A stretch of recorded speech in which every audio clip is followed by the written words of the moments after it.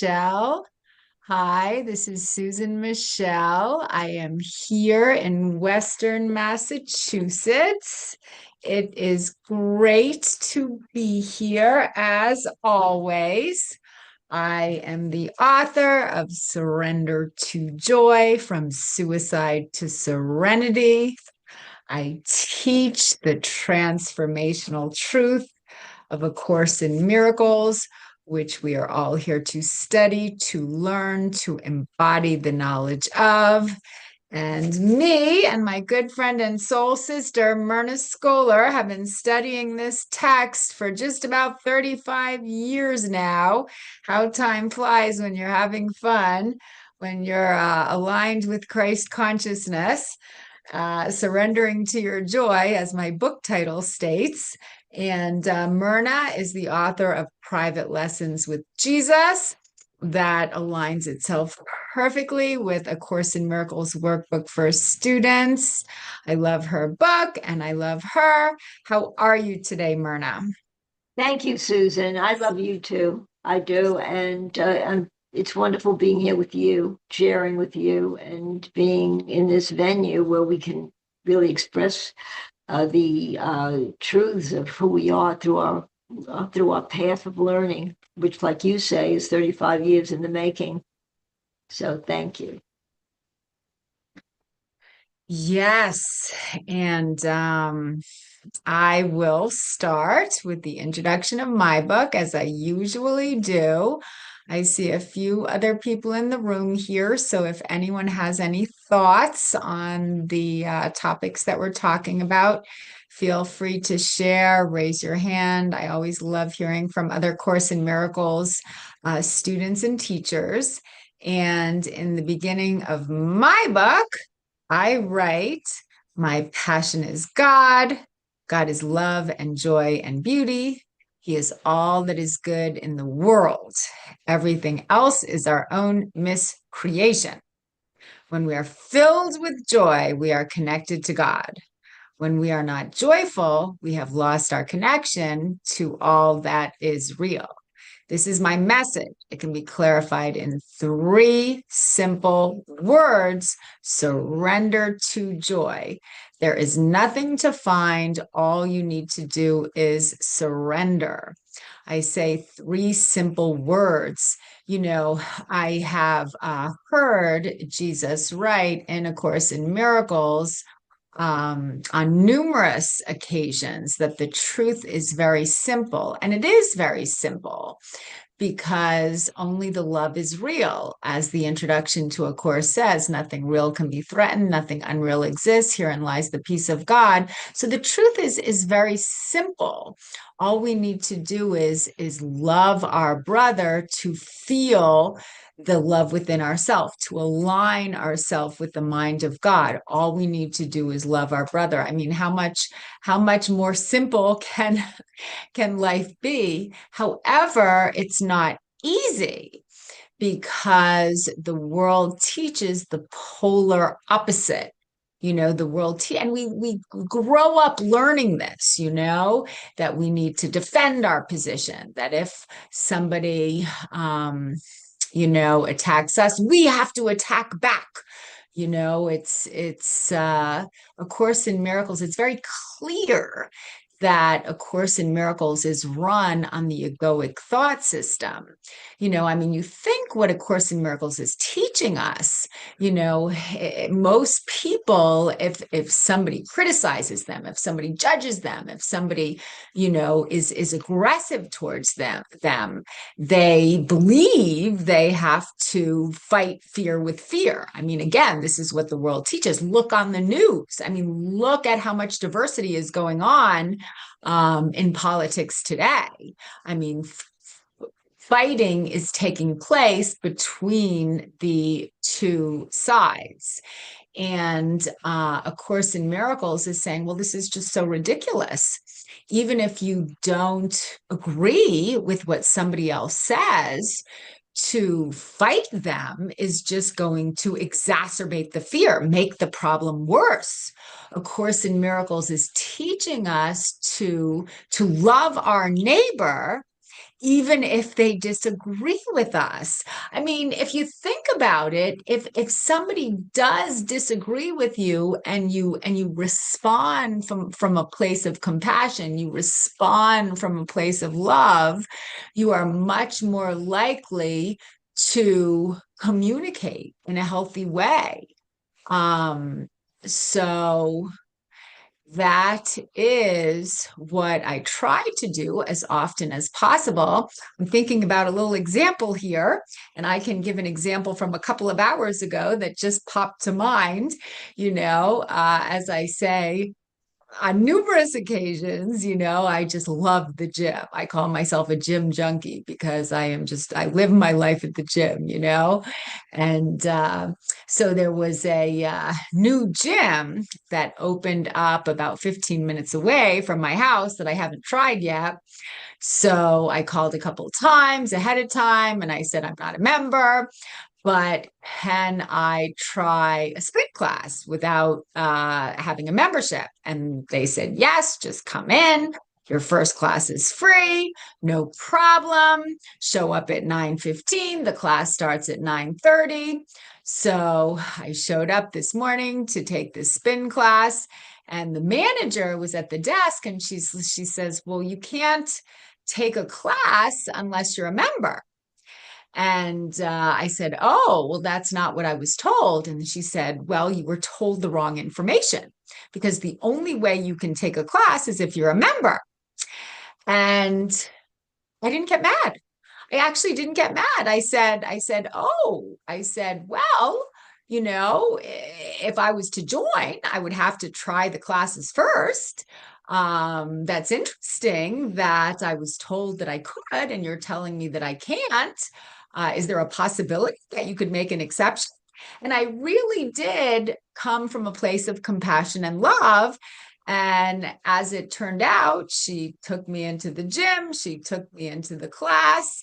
I spent a couple hours at the gym. She was nice as pie. And when I left, she waved goodbye, and I didn't join the gym yet, but it all worked out. So just as a little example, if somebody I mean, did she give me the right information? You can't try a class if you're not a member. I don't think she did because that's not what they told me before I came on the phone. But I didn't get upset. I came from a place of compassion and love, and then she heard me. I think if I had gotten upset, well, I wouldn't have gotten the trial day at the gym. And it would have been reacting out of fear instead of responding out of love. So that was a lesson, because the life is always giving us lessons. So I feel like I passed that one. Any thoughts, Myrna?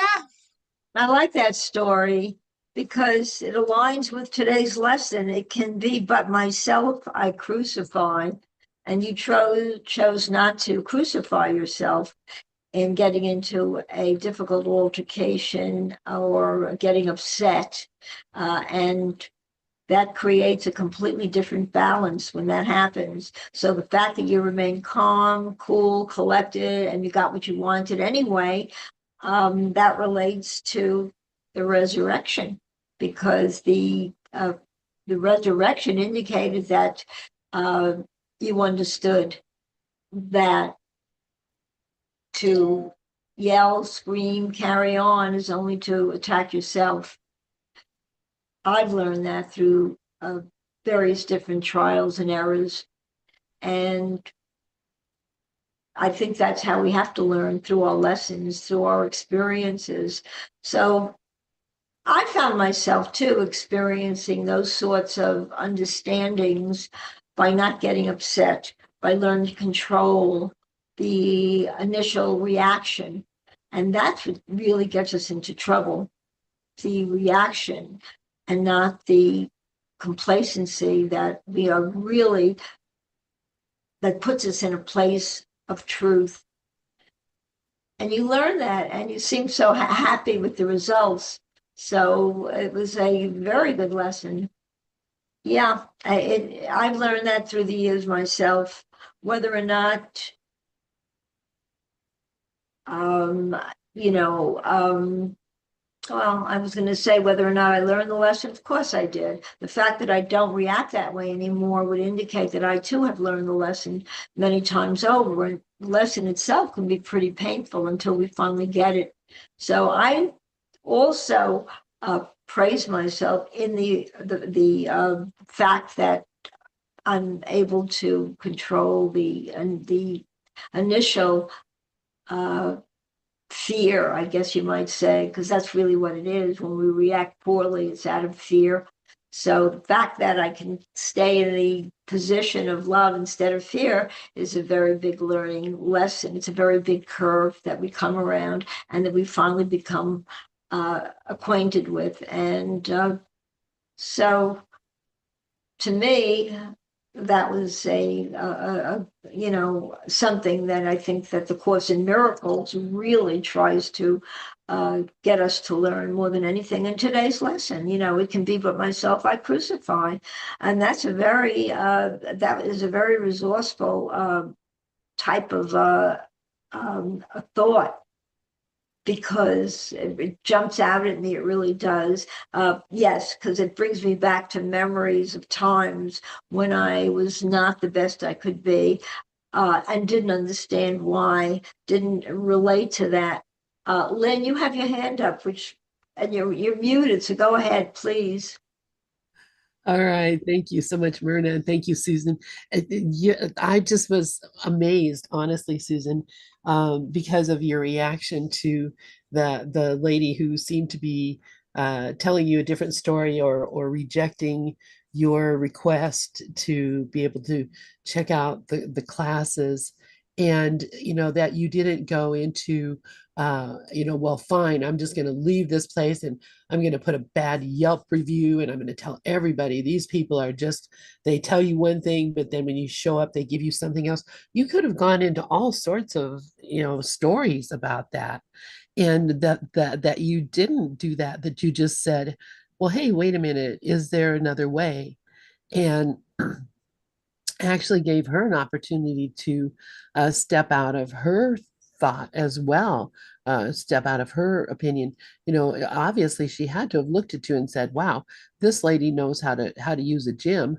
So not like you were a stranger walking into to the gym and asking, to use their free showers. You were actually obviously you pay somebody to help you stay in that great shape. So, why wouldn't you pay them? It's just a matter of uh, communication. And so the fact that you chose to engage rather than to argue or to run away, you chose to connect in a human way with this person. And because of that, she waved goodbye at you when you left. There's a smile, smiling and waving. That is a testament really to this miracle that is the shift in our thinking. Because I can imagine there were probably a time that you would have done one of those other things and not and felt completely justified in it.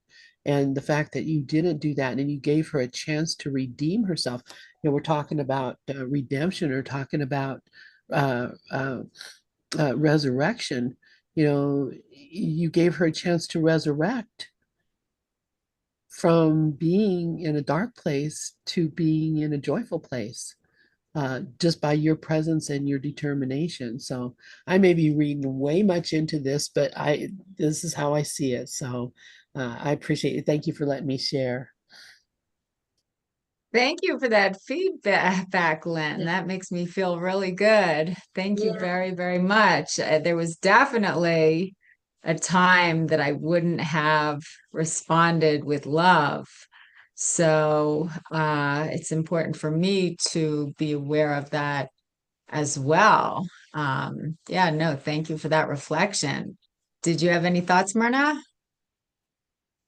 I agree with Lynn 1,000%. I mean, you did. I mean, it's so true. It really is. It's so easy to go to be in a place where you find peace rather than going through the turmoil of arguing and trying to, win your point. And you didn't do that. And it's so much easier, really, to kind of, like you say, respond with love. And and it's such an important lesson because do I have I learned that lesson 100%? No, I have not. I find myself not long ago really getting into an altercation with somebody on the phone, an air conditioning company that I had been dealing with for many years, and they pissed me off, But like Lynn said, really, rather than getting into a whole, tither about who's right and who's wrong, I think that that was a good thing to bring up today, especially in view of today's lesson. So yeah, that's good, Lynn. And No, it's true. I mean, what comes to my mind is, would you rather be right or would you rather be happy? The only way, I mean, even if we're right, even if I was right in the sense that I called twice, they told me I could get in, and then I was told something else, so I was right. But it didn't matter. It doesn't really matter because the most important thing is for us to be happy, and the most important thing is for us to align ourselves with the thoughts of love. You know, I just think about it, and that I had another little instant this morning too, which just came to mind. Um, I ran at the reservoir before I went to the gym because that's what I do. And what I saw at the reservoir, there was a an older gentleman. He was standing at the start, where the gate is, the beginning of the route, and he had little Bibles and he was handing out little Bibles. And I had seen him once or twice before. And I thought to myself, he's coming from a traditional Christian mindset. He's probably a born again Christian. Actually, I believe he is. And as we all know here, A Course in Miracles is based on a different foundational principle. And I thought to myself, he's such a kind, loving man with a good heart. He's trying to save people. I understand what he's trying to do. He's trying to save people so they will be able to get into heaven after they die. That's what the born again Christian uh, philosophy believes. And I thought to myself, like, what would God have me say? And then like, what would be a miracle? And I thought to myself, simply to love him. That's it. Just love him. I don't have to, say that I disagree with what he's teaching. I don't have to tell him about what I believe, because this is his path in this lifetime. I'm sure it is. I mean, so when I went into the route, the reservoir. He was there asking me if I wanted a Bible, and I just said, "Oh, I think I've seen you here before. Thank you so much for asking, but not right now." And then I started my run, and it's just mentally I loved him. I mean, that's the miracle. It doesn't even matter what you say, but mentally I loved him. I wasn't thinking, oh, there's flaws in your belief system. Oh, I'm not, born again. I'm Course in Miracles. It wasn't any of that. It was just about loving him. because we all have our own path in different lifetimes. I'm sure I had many lifetimes as a born again Christian. This lifetime, my path is A Course in Miracles. And a miracle is all about just loving the person, not changing the person, just loving the person and kind of asking, Christ, asking God, asking Jesus, what would you have me say? And I did pray that mentally. I said, what would you have me say? And the only thought that came to mind is love him. I mean, I also know there's a lot of truth in the Bible, and I did read the Bible from front to back cover years ago. I would enjoy reading it again with a more metaphysical mindset. But again, you can't change someone. All you can do is love someone. I also had a very good friend whom I love, love, love stay for the weekend. And politically, we're on opposite sides of the spectrum, So I said to myself and my husband, we are not going to talk politics.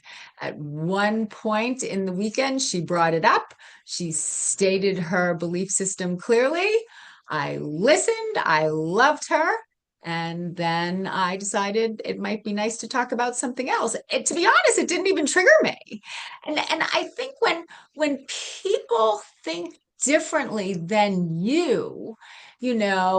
I mean, again, would you rather be right or would you rather be happy?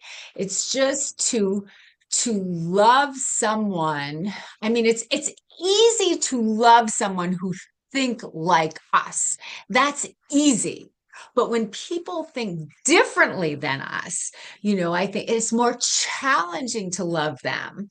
But again, if Jesus Christ is our role model, which he is, that's what he exemplified, loving everyone equally, even the pack of people that crucified him, he loved them equally. And that's so beautiful. And that's what A Course in Miracles is teaching us to do. Because when we can do that, I mean, that's where all our power stems from. Thoughts, Myrna? Yes, as you say, he loved everybody equally. That's the first thing that came to mind, to love everybody equally. I think that's our path.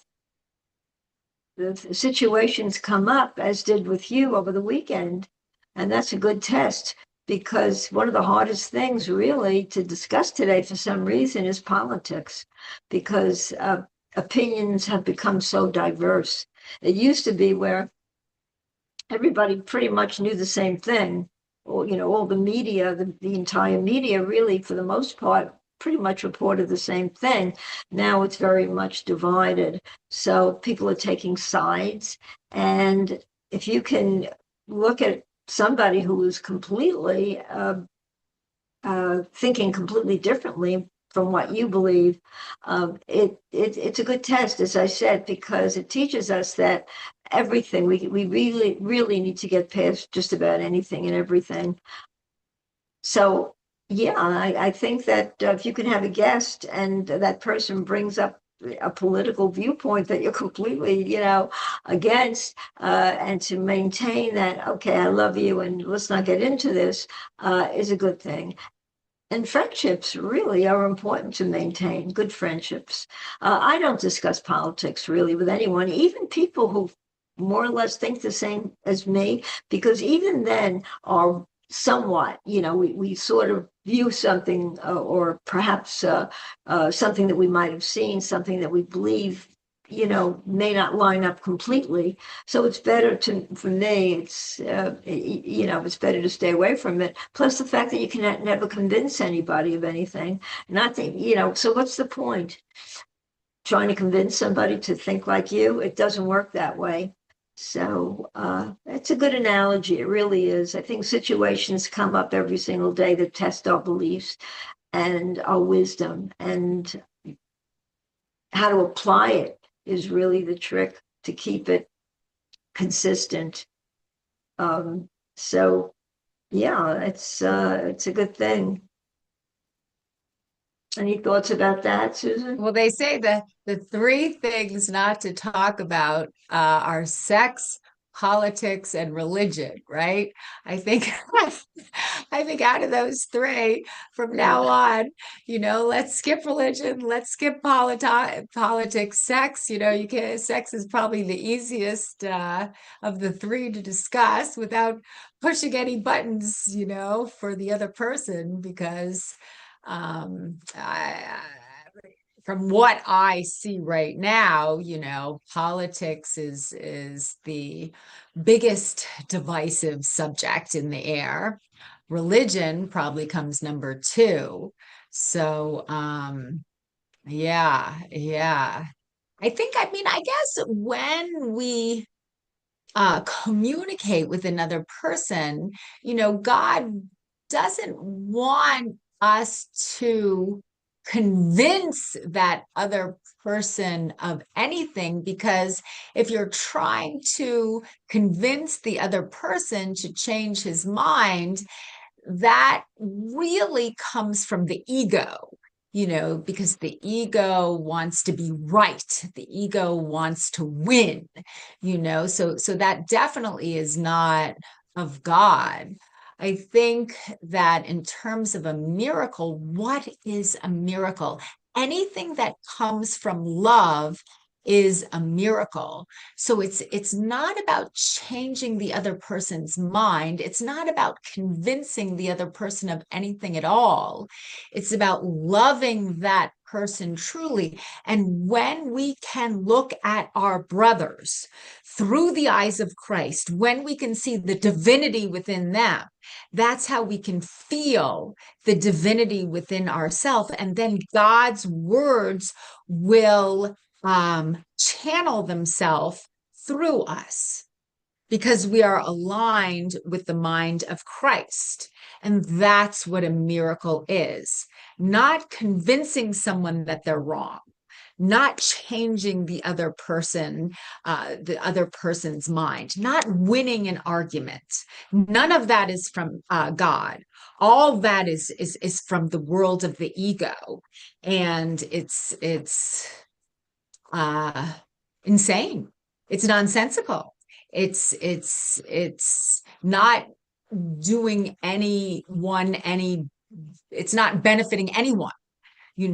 So when we are in a situation, like this situation I was in this morning at the gym, maybe and I have lots of friends, by the way, who are traditional Christian. I have lots of friends who disagree with me politically, people whom I love deeply, so again, when you are with someone who disagrees with you in any way, it's not about winning an argument. It's not about getting them to change their mind. It's about loving them, and when we can love someone, that's the only way we can truly communicate with them, because when we can love them first, see them as they really are, see them through the eyes of Christ, that's how we feel Christ within ourselves.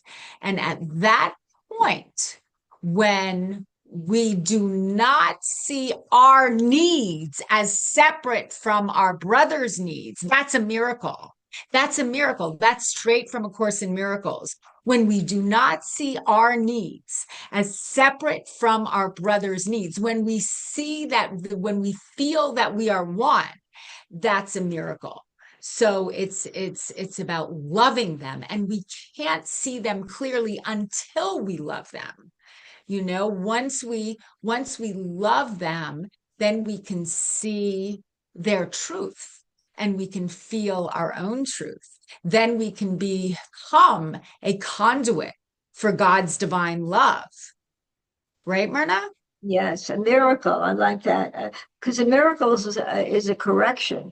That's really what it is. It corrects our thoughts, our mind. So if we allow the miracle to penetrate and teach us that we need to correct our thoughts, and ego thoughts almost always need correction. That's really what the miracle is, that shift and from the ego to the understanding that I have we feel the difference. We feel the wholeness, the beauty of what the miracle expresses, which is love. I mean, we always go back to love, and love is connected with forgiveness. Unless we can forgive, we cannot love. So when we recognize that we are becoming forgiving in many ways, in all ways, really, then we have corrected the ego's viewpoint about what it views as its own righteousness. The ego is always right. And we talked about convincing, convincing, being right. The ego is determined in that way. So if we can sort of get out of that mindset and recognize, just look at what the miracle is, it's just there. It's something to understand that doesn't do anything. It doesn't change anything. All it does is it just remains as it should be. The miracle, which is the correction from the ego to the thought system of love, the thought system that is just all about just being loving, being who we truly are, how we were created. To go back to how we were created, the thoughts that we need to become aware of are the thoughts that aligns with God. And Jesus is the one that teaches me forever, always, when I kind of, come up against a stumbling block, the lesson that I need to learn is usually listening and just letting it penetrate. So, any thoughts about that, Susan? Yeah, very well said, Myrna. Thank you. I'm just looking at yesterday's lesson in the workbook for students. Today's lesson, 196. Yeah. It can be but myself I crucified. Yesterday's lesson, lesson 195, makes me think of you because yesterday's subject is love is the way I walk in gratitude. And I remember each week you tell me how you wake up in the morning with so much gratitude. And I think that's so wonderful. And I thought about that myself today on my run, because when we are grateful for everything in our lives, this enables the universe to give us more. Now, the world is not real, right? A Course in Miracles tells us over and over again, the world is not real. However, the world is a classroom, and we can choose a happy dream or a not so happy dream while we're learning in this earthly classroom. So it's Course in Miracles tells us we can learn through joy or we can learn through pain. But why learn through pain when joy is so much more fun?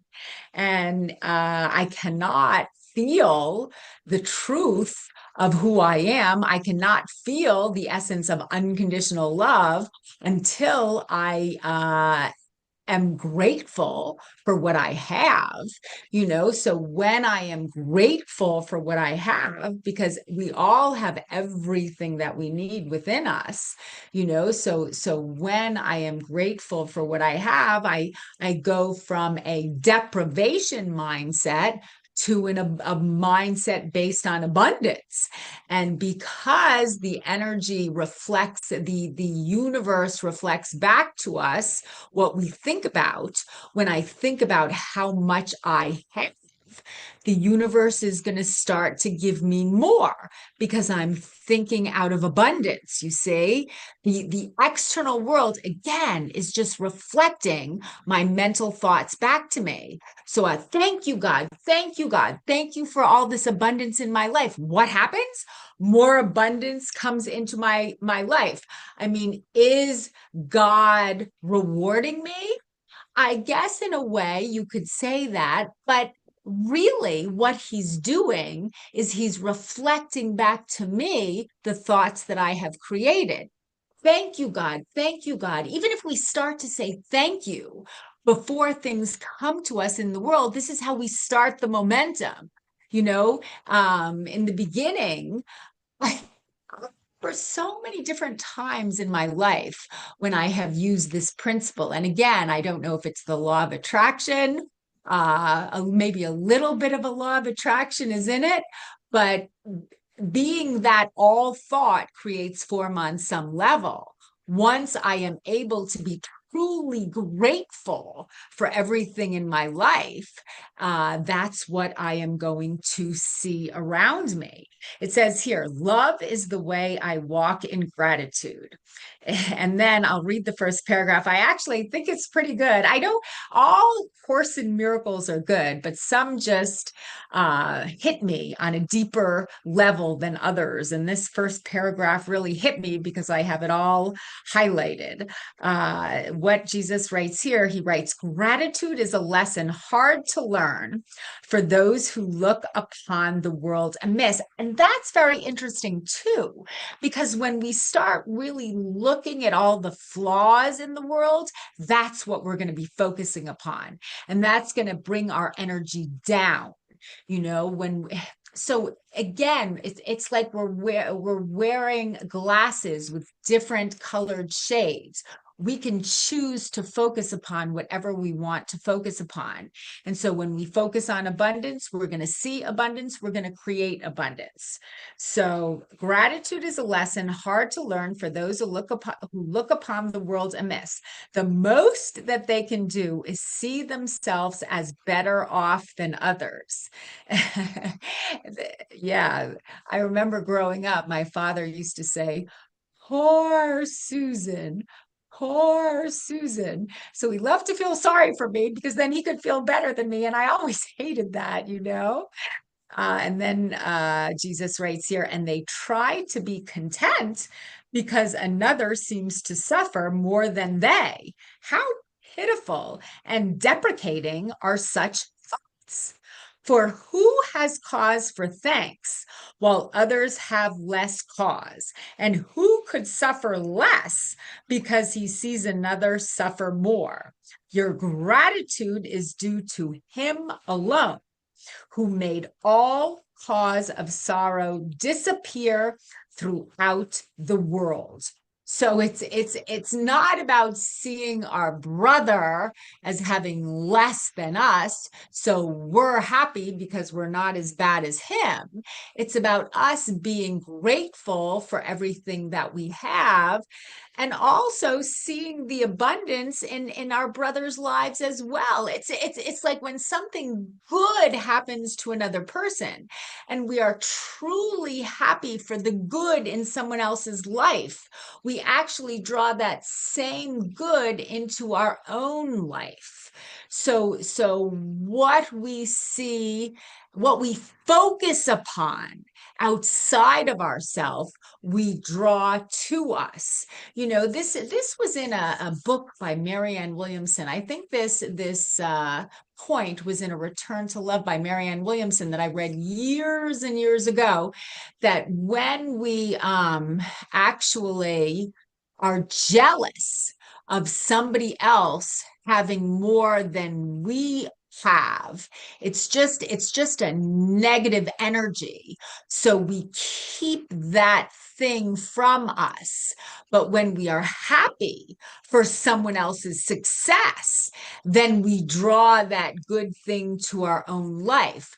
Jealousy is actually, it's not bad. I'm not saying there's good, bad, right, or wrong, but all I'm saying, when we do get jealous, it's a negative energy and we keep whatever we're jealous of from us. But when we can truly be happy for someone else's success, then we draw those successes into our own life, because again, we're always creating our own reality, and the energy that we are vibrating with is the energy that we are going to draw to us. So gratitude is an attitude, and when we are truly grateful, we draw positive circumstances into our life. Thoughts, Myrna? Yes. That's what the miracle is. Everything you described is a miracle, drawing the abundance that we're entitled to appreciate is the miracle in itself. Recognizing that the abundance of that we're given, that's unlimited, really, is to wallow in that, in that enjoy, knowing that we create the world we see. We really do. The world, the Course tells us over and over again that the world is not real. It's a dream. It really is. And the way we dream it is what we're going to experience. And that in itself was very telling. I always believed that. I always had some kind of a notion that this has got to be a dream, even before the Course in Miracles came along. And when it did, it kind of substantiated the truth of that belief. And maybe that's one of the reasons I was drawn to the Course in Miracles, because that was a very important analogy for me, because it's not something you can discuss with anyone. You tell somebody the world is not real, it's a dream. There's no discussion. It's just either they'll look at you cross-eyed, or they'll just not really understand what that means. And the Course in Miracles explains the meaning of that. That the world, we look at a world that is long past. That's why to look at our past as if it's affecting us now is wasting time on an energy which is negative, the negative energy of the past, and we try to bring it into the present. It really doesn't work. So it shows us the importance of being in the present, of knowing that our dreams are the happy dream. In fact, that's what the Course in Miracles calls it, the happy dream. And that is a dream of revelation, the truth of, it's not a dream, it's truth. The dream of revelation, of truth, is turned into something that is real. That's all that's real. So, the abundant feeling that comes alive within us is just so enlightening. It's just a wonderful excitement to enjoy, to feel. And that is not, that doesn't end. It's just ongoing. It just goes on and on and on. And when we're passionate about something that we're doing, something that makes us happy, something that makes us feel that we're accomplishing, that we're something important, it really creates more of the same. And you said that before. We're happy when we're doing something that comes out of the resource of love. What we're doing really is we're creating more of the same, and so forth. And we're just creating more and more of that. And that is something that, we learn through experience. It's not something that I've just read in a book. It's something that I've experienced when I'm in that mindset. And I don't allow the past or the future to infiltrate the present moment, is when I'm probably the happiest. That's why I enjoy writing so much, because that keeps me focused on the present more than anything does. My writing does. And I find that all I want to do is, in my spare time, is dedicate my time to that. I've learned that. So, yeah. The three things that connect us to unconditional love, more so, well, I guess I have different analogies that I say, but the three things that can connect us to unconditional love, which is really the essence of innocence, which is also the essence of timelessness, which is the essence of present moment awareness. I say are nature, animals, and children. Nature because it just is. Nature just is what it is. And animals, they have no concept of time. They just live in the moment. And children are just so beautiful. I've been definitely focusing on the energy of children lately, and I've been noticing children on the reservoir, children in the grocery store, and it's like so amazing when you look at these little children, because all they want to do is play, right? That's something else children are really good at, and that's something else that we as adults forget how to do sometimes. We forget how to play, and it's well, A Course in Miracles clearly states the separation occurred when the Son of God forgot to laugh. So it's all about laughter, it's all about play. There's certain mind techniques that help us connect to the essence of unconditional love. And this weekend, when I was taking a walk with my friend around the reservoir, usually I run around the reservoir. So when my friend was here, we walked around the reservoir, which really is a whole different experience, because when you run, you're going very, faster, and you're not focusing on the little things along the way. When you walk, you really notice the beauty of the reservoir much more so, like the lily pads and the geese and the ducks and the turtles and the rabbits. And so we were walking around the reservoir, and up in the about, oh, I don't know, a quarter of a mile, but up in front of us, people were gathered around, and they were staring at something. And then my friend pointed out a deer, and the deer went right up to the people like it was a dog. I mean, it was so unusual. I'm like, is that a dog or is that a deer? But the deer was literally going up to these people like a dog would do. So the deer had no fear, and the people were just mesmerized by the beauty of the animal. And then when we got up closer, the deer was still there.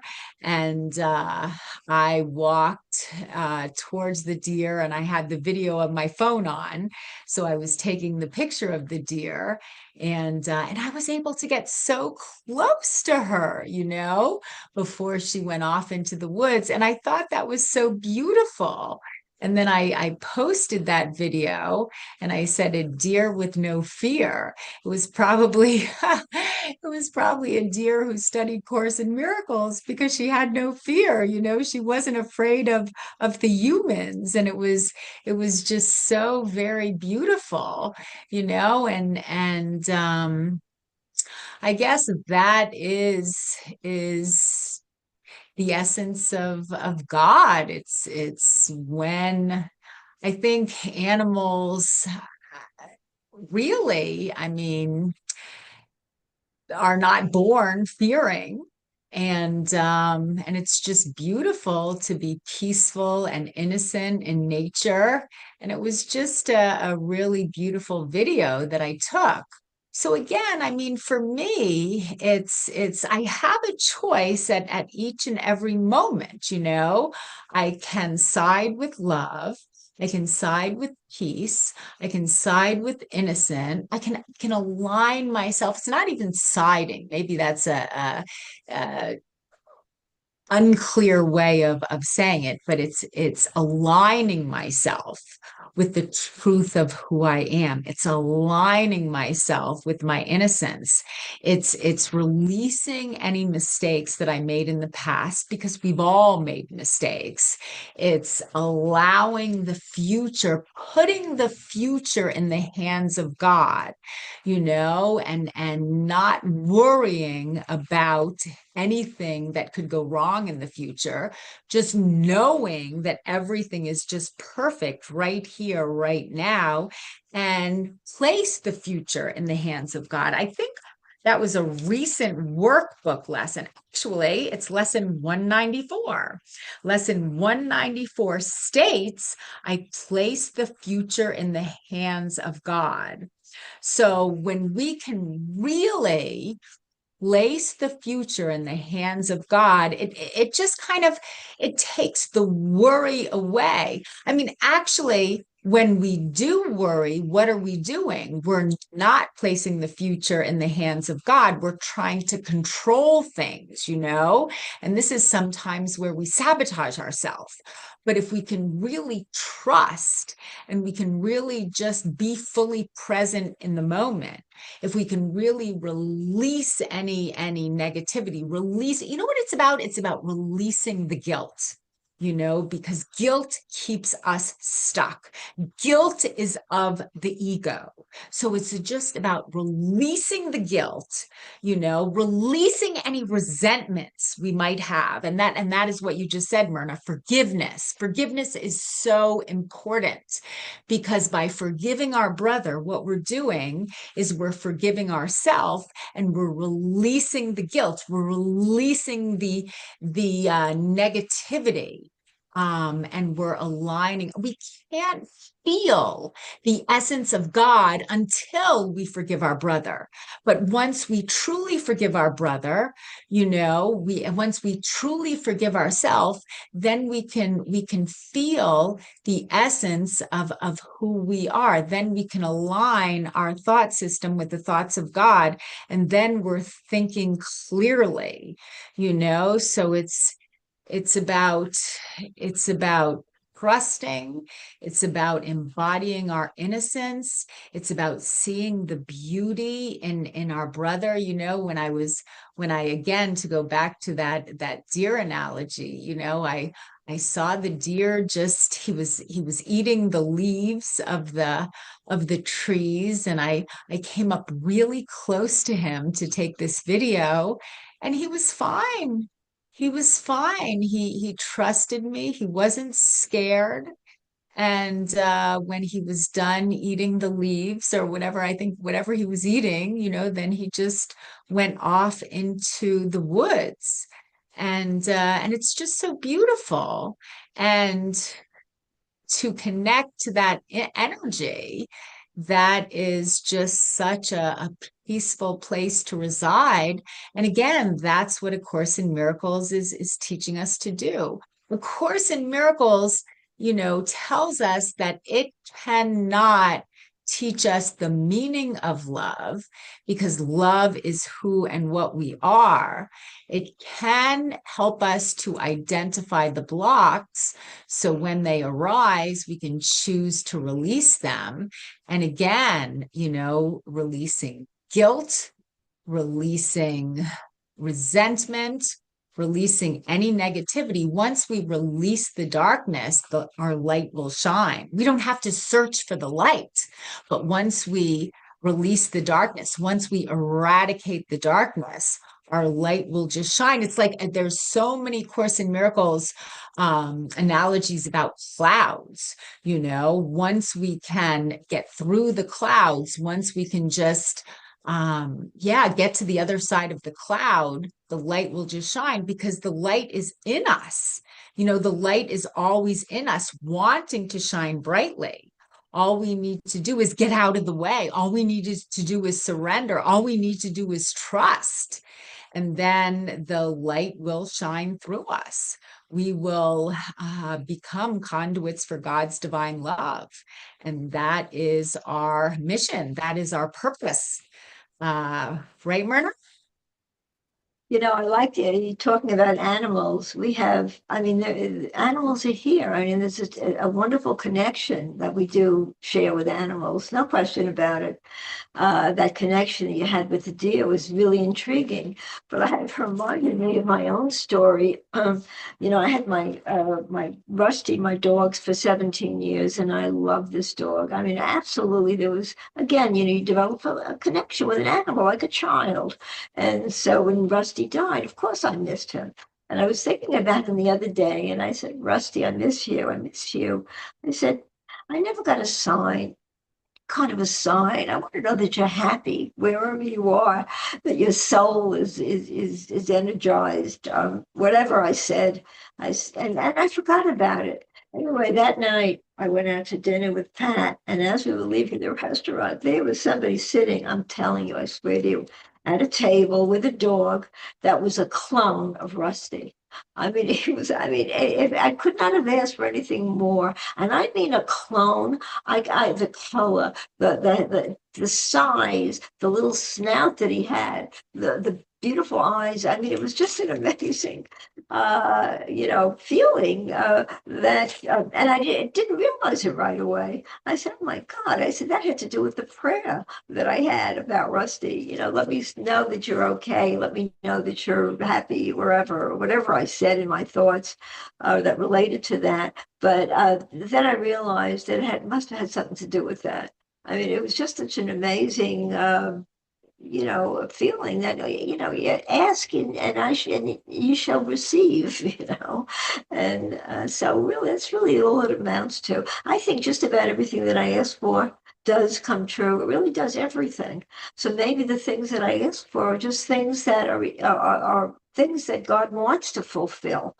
I'm not asking to win the lottery, okay, because that's not important to me. But whatever I ask for does definitely come to fruition. And this was just another incident. So I think if we trust, I like the word trust, which the Course in Miracles uses that word in the Course in Miracles in a very large way, that trusting is really what faith is all about. So and maybe that's why too that I wake up every morning feeling so elated because I feel the abundance. I feel the gratitude, and I know that there's nothing to fear. I just know that. So whenever the ego thought comes up relating to fear, I'm able to rely on the trust that I have, knowing that we're all safe. Uh, so that was, yeah, it was a nice kind of a thing that happened. We talk about miracles. To me, that was a miracle anyway. Yeah. Did you ever have a pet? Susan, Yeah, growing up, we had dogs. you did? Yeah, I love dogs. The dog spelled backward is God Mm. because dogs are so unconditionally loving. Yeah, I've always loved dogs. What you made me think of as well, Myrna, as you were talking, I had a biblical quotation hung up on my wall for years and years. You say your prayers are always answered, and that's beautiful. It's there's a song in the Unity Church. It says our thoughts are prayers and we are always praying. Our thoughts are prayers. Watch out for what you're saying, something similar to that. Ask And what then you be careful what you ask for, you just may get it. exactly. And then the biblical quote that I had hung up on my wall for years is whatever ye shall ask in prayer, believing ye shall receive. Mm. And I know if you pray out of desperation, oh God, please give me this. And I've done it before. Please give me this guy when I used to date. Please let me get together with this. So this is like when there's a desperation to our prayer, God doesn't answer our prayer because he can't, because we're not opening our heart to let him give us what our ego wants. But when we actually ask in prayer, believing, we will receive it because we are creating our own circumstances.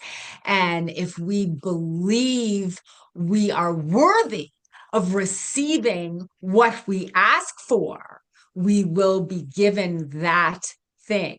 So that's why I love that biblical quote. I mean, there is a lot of truth in the Bible.